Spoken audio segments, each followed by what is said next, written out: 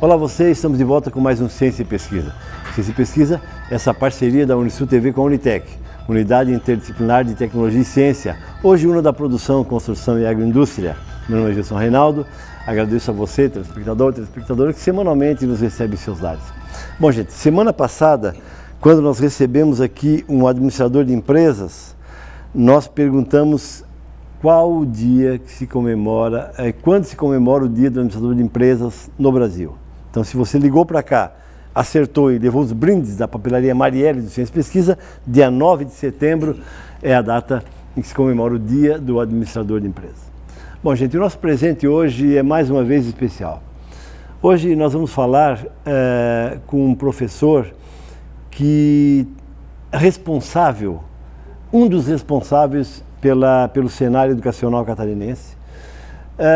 O nosso convidado de hoje já foi diretor-geral da Secretaria de Estado da Educação, foi reitor da Universidade de São José, professor há várias décadas da rede estadual, professor que graduou-se em Ciências Sociais há algum tempo atrás, não contente com isso, fez algumas especializações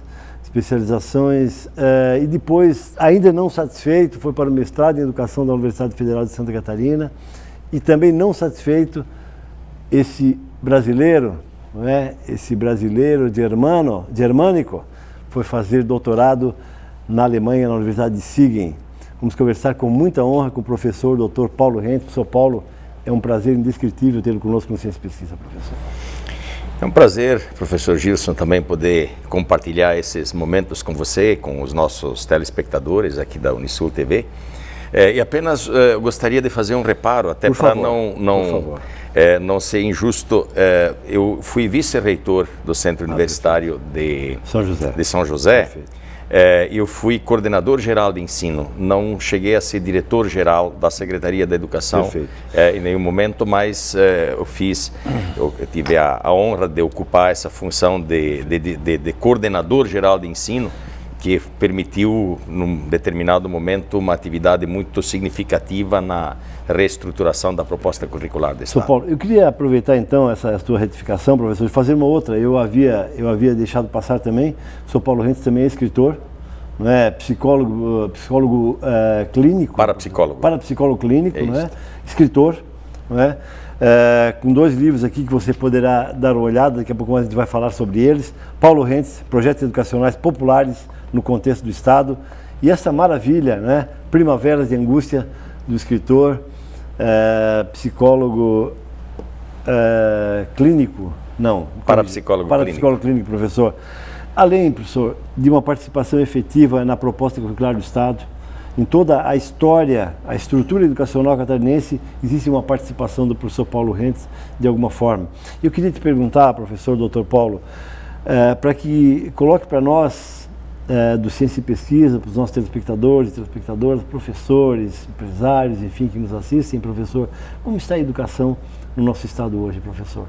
Qual é a tua percepção da educação catarinense? Eu percebo hoje a educação catarinense com os mesmos problemas que a educação no país todo tem.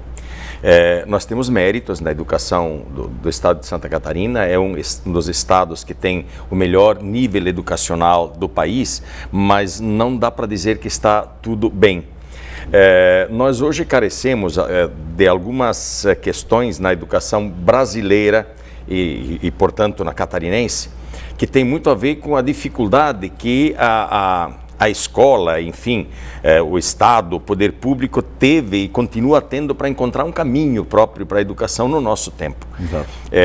Que, aliás, tem algumas coisas significativas acontecendo nesta direção, e já que você mencionou os empresários, eu creio que uma das questões bastante significativas que estão acontecendo hoje em Santa Catarina não são apenas do Estado, da estrutura do Estado, mas eu queria lembrar de algo que a Fiesc está fazendo atualmente de muito significativo.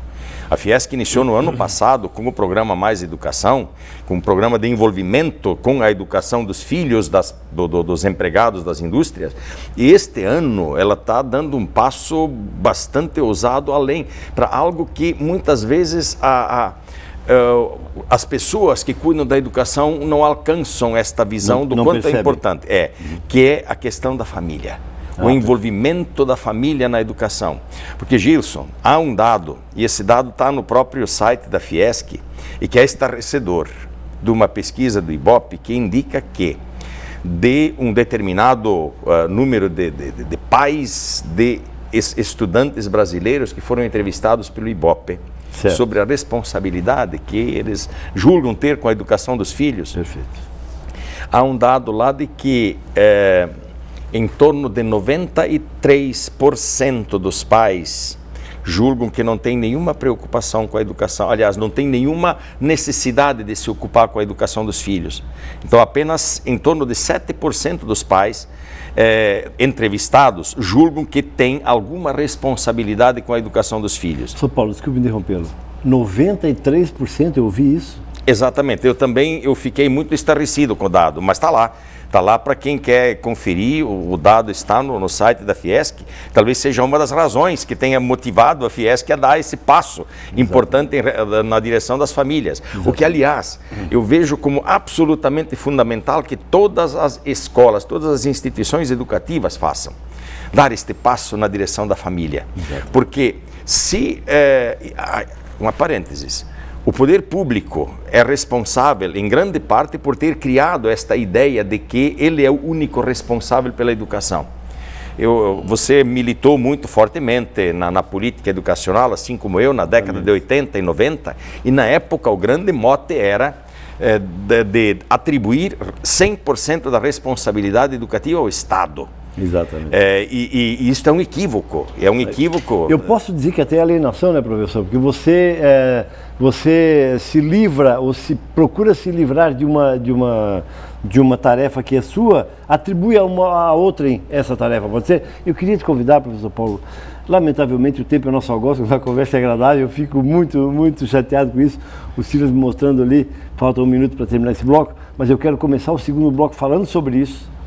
E eu vou te convidar depois a nós fazermos semana que vem mais uma conversa. Eu sei que tu vens de Florianópolis, é difícil, é cansativo, mas tu vai me dar essa honra de estar com a gente aqui semana que vem também. Daqui a pouco mais começamos falando exatamente sobre essa eu vou chamar de pseudo-alienação no primeiro momento, depois a gente começa a falar mais sobre isso. Pode ser? Ok. Estamos conversando com muita honra com o professor, doutor em psicologia da Universidade de Siegen, na Alemanha, professor Paulo Rentz, mestre em educação pela Universidade Federal de Santa Catarina, e você poderá rever a conversa nossa no blog, cujo endereço aparece aí na sua tela, enviar perguntas ao professor Paulo Rentz no e-mail ciência.pesquisa@unisul.br. 3 minutos e voltamos em seguida para o segundo bloco do Ciência e Pesquisa de hoje. Contigo, Sérgio.